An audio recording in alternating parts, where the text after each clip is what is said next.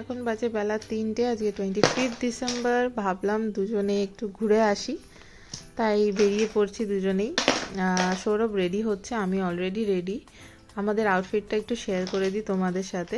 কিছুই না, just T shirt আর jeans, যদিও পরে দুজনেই জ্যাকেট পরেছিলাম। বাইরে খুব ঠান্ডা আর স্কুটি নিয়ে বেরোবো, সেই জন্য।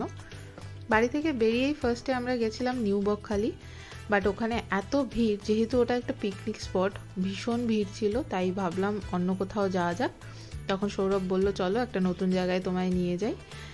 যাচ্ছি সেখানেই। আমি যদিও জায়গাটার নাম জানি না, ও বলল 5 নম্বরের ভেতরে একটা জায়গা আছে বাঁধের কাছে, সেখানে আমরা চলে এসেছি। এত সুন্দর জায়গাটা, মানে ক্যামেরায় তোমরা যতটা ভালো দেখতে পাচ্ছ, নিজের চোখে দাঁড়িয়ে যতটা দেখেছি আরও বেশি সুন্দর লেগেছে। তো ওই যে ওখানে দেখছো না দূরে অনেকে দাঁড়িয়ে আছে, ওরা না অনেকটা নিচে নেমে তারপর ওইদিকে গেছে। আমরা ওপরে দাঁড়িয়ে আছি, প্রায় আমার হাইটের নিচু জায়গা, নিচে নামতে হতো। আর তাছাড়াও কাদা ছিল বলে আমরা নিচে নামিনি, আমরা ওপর থেকেই দাঁড়িয়ে দেখছিলাম। এখানে দেখো ছোট ছোট অনেক ট্রলি আছে, এগুলোকে ট্রলি বলে। এগুলো মাছ ধরতে যায় নদীতে, এখানে রয়েছে সেগুলো রাখা। আর আরেকটা জিনিস তোমাদের সঙ্গে শেয়ার করি, আমি এর আগে কখনো দেখিনি।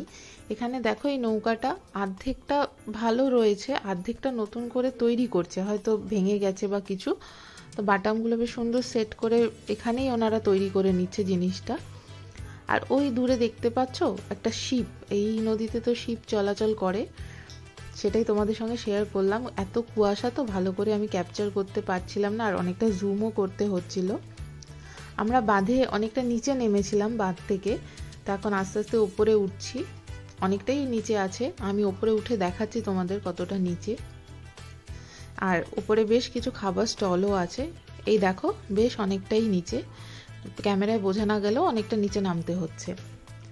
আমরা এখানে উপরে উঠে এসে একটা ফুচকার দোকানে দাঁড়িয়ে আছি, ফুচকা খেয়ে আমরা এখান থেকে বেরিয়ে যাব। গুলগুল যেহেতু বাড়িতে একা আছে, তাড়াতাড়ি চলে যাব, ঠাম্মির কাছেও আছে।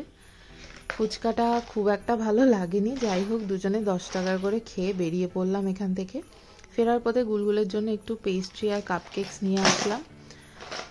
আর এরপরে দেখো ও নিজে কেকটা কাটবে বলে কি করছে ওর পাপার সঙ্গে, ওকে ছুরিটা দিতে হবে, ও একা একা কেক কাটবে। এই দেখো, ওকে আমরা বলছি মাম্মাম ক্ল্যাপ করো, মেরি ক্রিসমাস, ও কিছু করবে না, ও জাস্ট কেকটা কাটবে।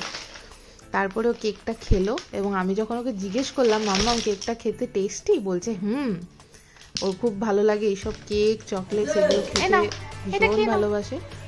যাই হোক এখানে মা বেটিতে বসেছি, কেক মাম্মা টেস্টি, ও কার্টুন দেখছে।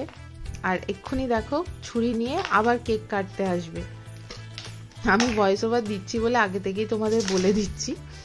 এই দেখো একা একা ও কেক কাটবে, তারপরে ও খাবে। যাই হোক দুজনে কেকটা খেয়ে নিই আগে।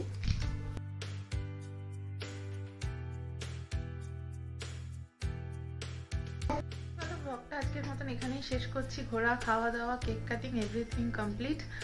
আবার অন্য কোনো দিন অন্য কোনো একটা নতুন ব্লগ নিয়ে, স্পেশাল কিছু নিয়ে হয়তো তোমাদের কাছে আসবো।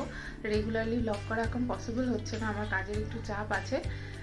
আজকে এই পর্যন্তই। সবাই ভালো থেকো, সুস্থ থেকো, সাথে থেকো। Once again merry Christmas.